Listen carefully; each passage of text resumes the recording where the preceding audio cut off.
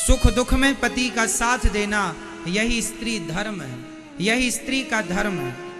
और ये संस्कार एक पिता से और एक माँ से बेटी को मिलते हैं। बेटियों के संस्कार ससुराल में बनते और बिगड़ते नहीं हैं।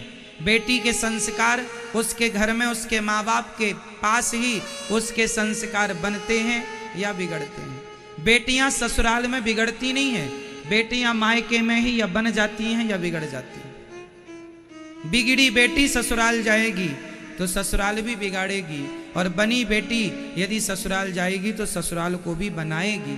इसलिए आपकी बेटियों को आप थोड़ा जिम्मेदारी दीजिए, बेटों को संस्कार दीजिए, पर बेटों से ज्यादा संस्कार बेटियों को दीजिए, क्योंकि बेटों के कंधों पर एक कुल की जिम्मेदारी है, बेटियों के कुल में दोनों कुलों की जिम्मेदारी है। बेटी के कंधे पर दो दो जिम्मेदारी होती है।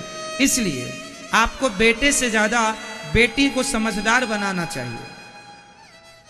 बेटा समझदार हो, पर बेटी से डबल समझदार बेटी का होना आवश्यक। घर में यदि मर्द बुरा है पर स्त्री अच्छी है तो भी गृहस्थी चल जाती है, पर मर्द अच्छा है स्त्री बुरी है तो गृहस्थी नहीं चलती। मर्द बुरा है, पुरुष किसी का बुरा है तो बुरे पुरुष के संग गृहस्थी स्त्री निभा लेती है, लेकिन स्त्री बुरी हो तो उस बुरी स्त्री के साथ बहुत कम केस में वो गृहस्थी चलती है। इसलिए पुरुष से ज्यादा समझदार स्त्री का होना जरूरी है। इसलिए बेटे का जन्म भाग्य से होता है और बेटी का जन्म सौभाग्य से होता है। कहते हैं हर बेटी के भाग्य में बाप होता है, हर बेटी के भाग्य में बाप होता है, पर हर बाप के भाग्य में बेटी नहीं होती।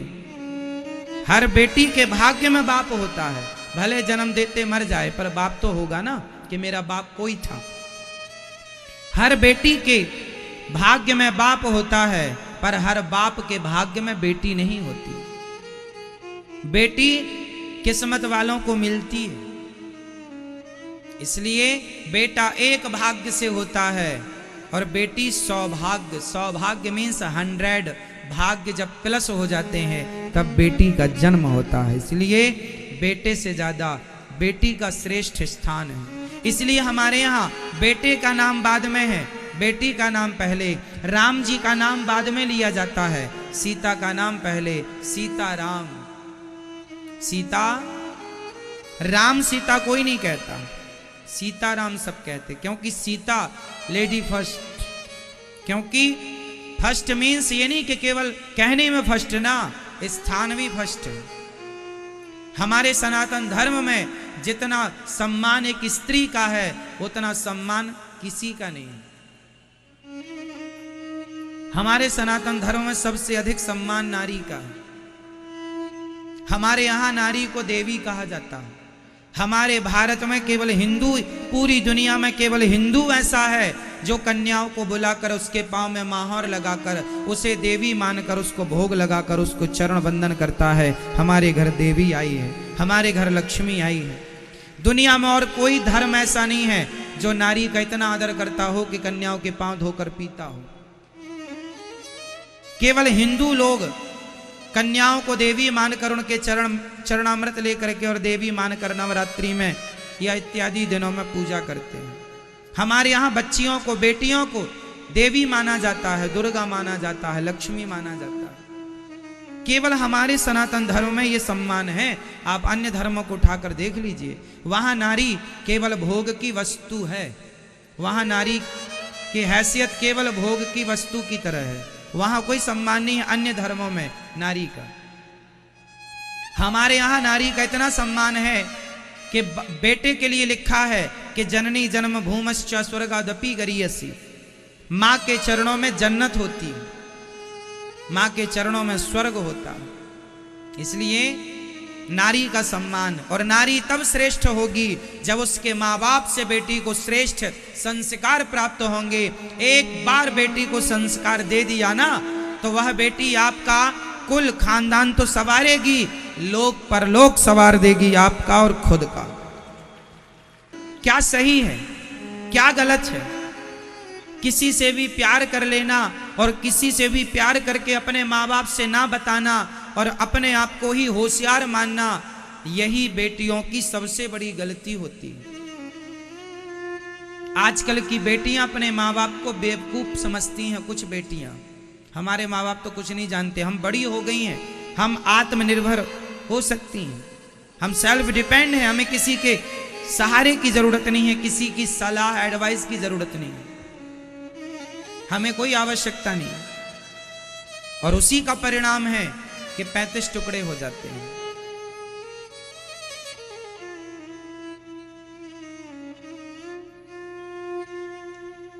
हमारे शास्त्र कहते हैं, बड़े बुजुर्ग कहते हैं कि शादी विवाह वहां करो जहां मां बाप कहते हैं।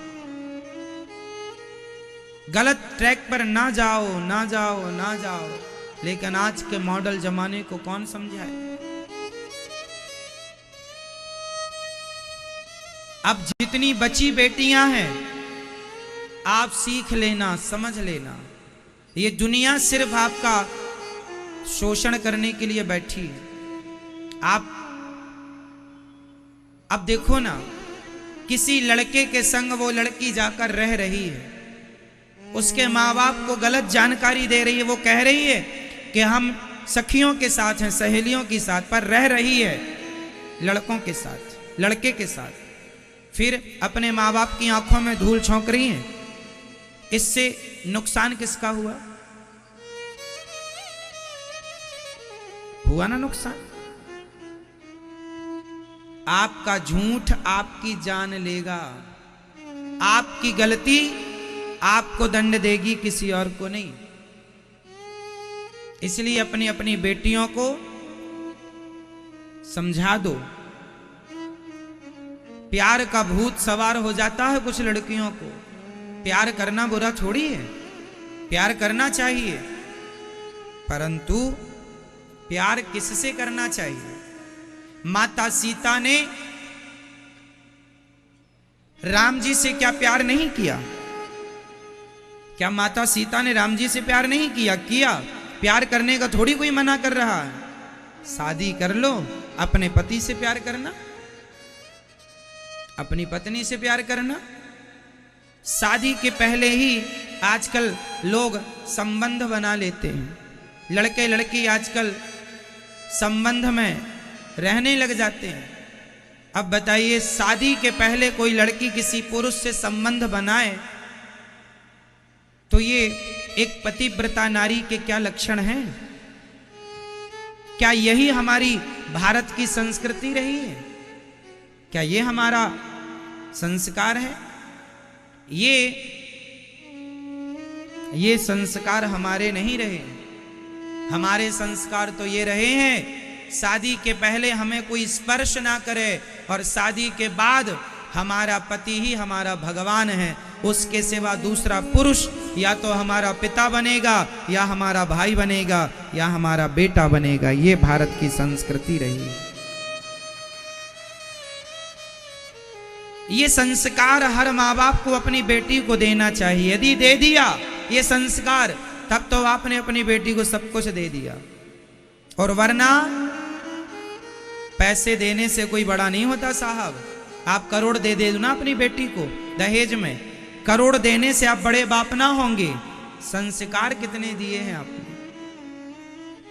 इसलिए हर माँ बाप को अपनी जिम्मेदारी, आजकल के माँ बाप बेटियां और बेटा पैदा तो कर लेते हैं पर पाले पलते नहीं हैं। महाराज जी, हमारी बेटी सुनती नहीं है, हमारा बेटा सुनता नहीं है।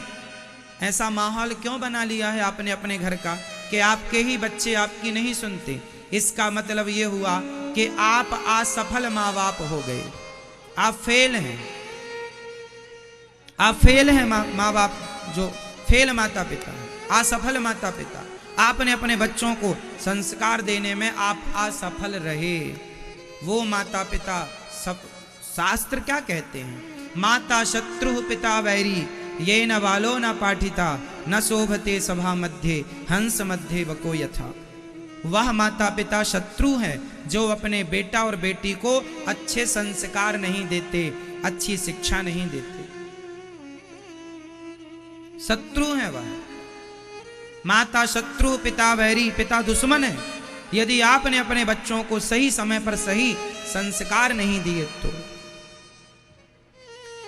दीजिएगा बेटियों को संस्कार, और अपनी बेटियों को ये केस जरूर दिखाइएगा कि देख लो आंखें फाड़ फाड़ करके, जो तुम्हें प्यार का भूत सवार है।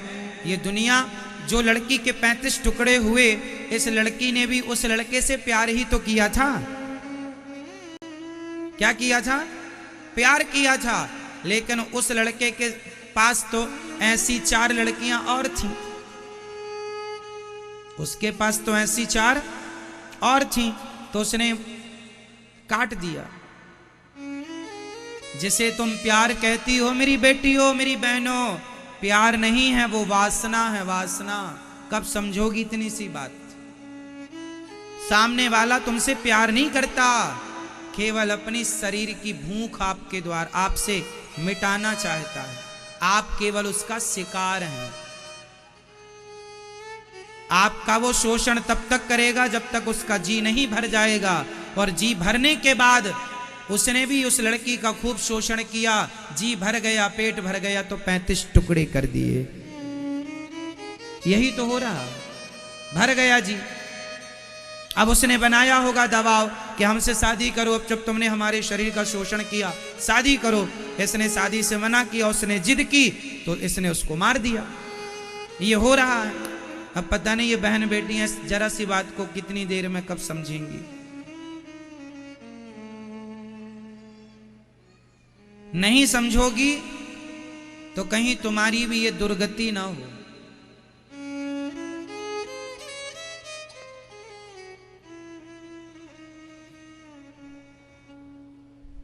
संभल के चलने की जरूरत है, खासकर माता पिता को। बेटियां पढ़ें, पढ़ना बुरा नहीं है। मैंने कहा था कि पढ़ाई लिखाई कराओ बेटियों की, पर बेटियों पर थोड़ी सी नजर बनाए रखो।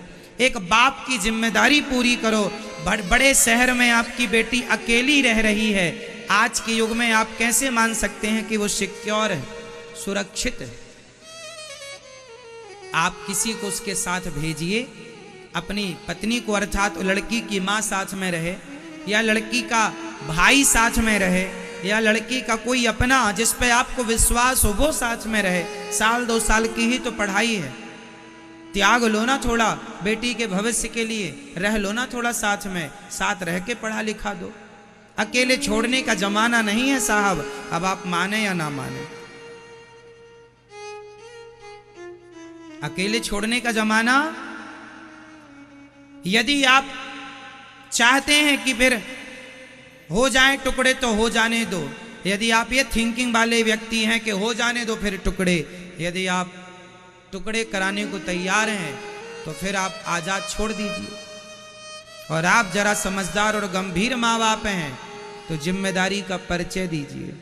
बेटियों की पढ़ाई लिखाई में आप कुछ दिन उनके साथ रहिए, सुव्यवस्थित उन्हें पढ़ाइए लिखाइए, खूब पढ़ाइए ना। लेकिन कल आपकी बेटी के साथ कोई हादसा ना हो जाए, कल ये घटना आपकी बेटी के साथ ना घट जाए। इसलिए आपको एक जिम्मेदार माँ बाप का परिचय देना होगा। माता सीता की जब विदाई होने लगी, एक लड़की जब विदा होती है अपने पिता से लिपट कर रोती है, अपनी माँ से लिपट कर रोती है। मुझे लगता है कि लड़की का जीवन में जितना त्याग है, एक स्त्री जितना त्याग करती है उतना त्याग पुरुष अपने सारी जिंदगी में कभी कर ही नहीं सकता, कभी नहीं कर सकता।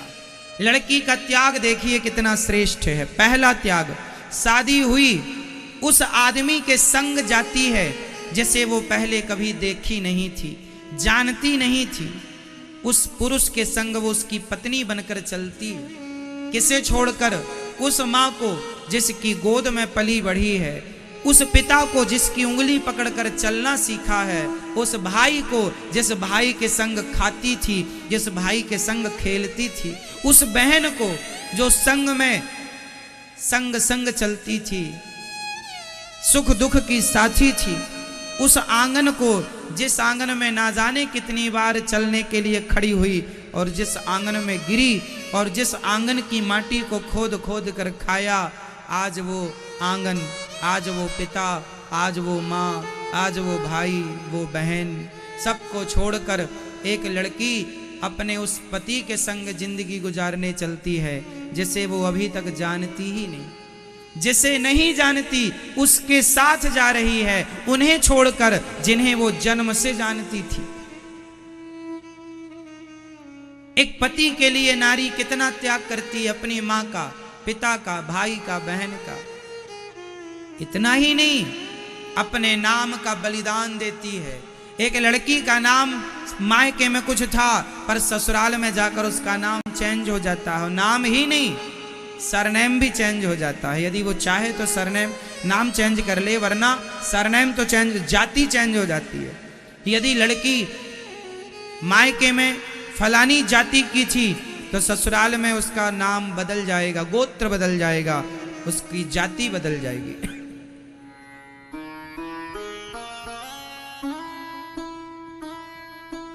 मांग भरती है, मांग है खुद की पर सिंदूर पति के नाम का। हाथ उसका है पर चूड़ी पति के नाम की, हाथ उसका है पर लाली मेहंदी की पति के नाम की। इतना त्याग तो सन्यासी भी शायद करता हो।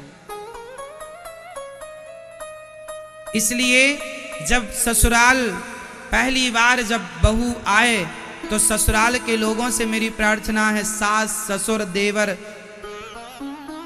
पति, जेठानी इत्यादि सबसे मेरी प्रार्थना है, वो जो लड़की है ना, वो किसी की बेटी है, आपके घर आई है बहू बनकर, तो उसे भी बहू बाद में मानना, बेटी मानकर पहले उसका स्वागत करना चाहिए, सम्मान करना। मेरी बेटी है ये।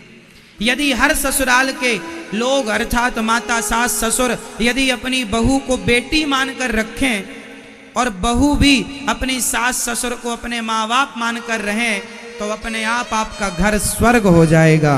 आपके घर में संसार का सारा सुख और सुकून और शांति होगी।